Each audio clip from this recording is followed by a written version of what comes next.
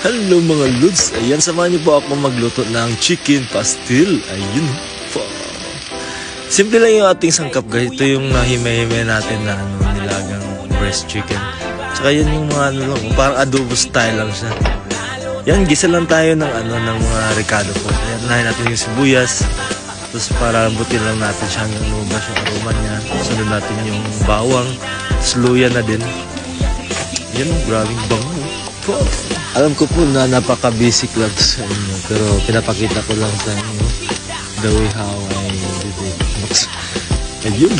Ayan, isunod na rin natin yung guys, yung nahimay nating yung breast chicken. Yan, tapos in-mikos niyan. Ayun, shout out dyan sa ating mga walang sawang supporters kay Kuya Chris. Ayun, lalo dito sa Grace, medyo marami tayong mga supporters na dito, kaya maraming salamat po sa inyong pagtangkilik sa aming munting channel. Yun. Ayan, tapos isunod natin yung toyo guys, saka yung ating oyster sauce. Ilagay din ako po dito ng chicken cubes, saka yung bay leaf. Ayan, tapos yung pamintang durog, yung turmeric natin. Ayan, tapos ihalo lang natin ulit siya guys, tapos para mag even yung kanyang lasa.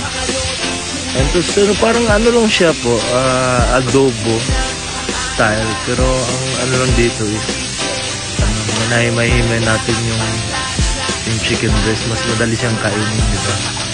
Naglagay din tayo ng oyster sauce saka turmeric, so yun lang yung kaibahan ko. Ayun, tapos maglagay din ang asukal pala, medyo siya, matamis, tapos tubig, tapos suka niya. Pero bago natin i-mix guys hayaan mo nating evaporate yung suka ng mga kahit 3 minutes bago natin siya i-mix. Yun boom!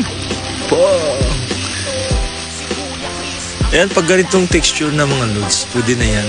Ayan, medyo na to, dry na siya. Tsaka try nyo to guys, napakasarap na. Tsaka sigurado magustuhan to ng mga bata. Kahit sino, for sure magustuhan to. Ayun.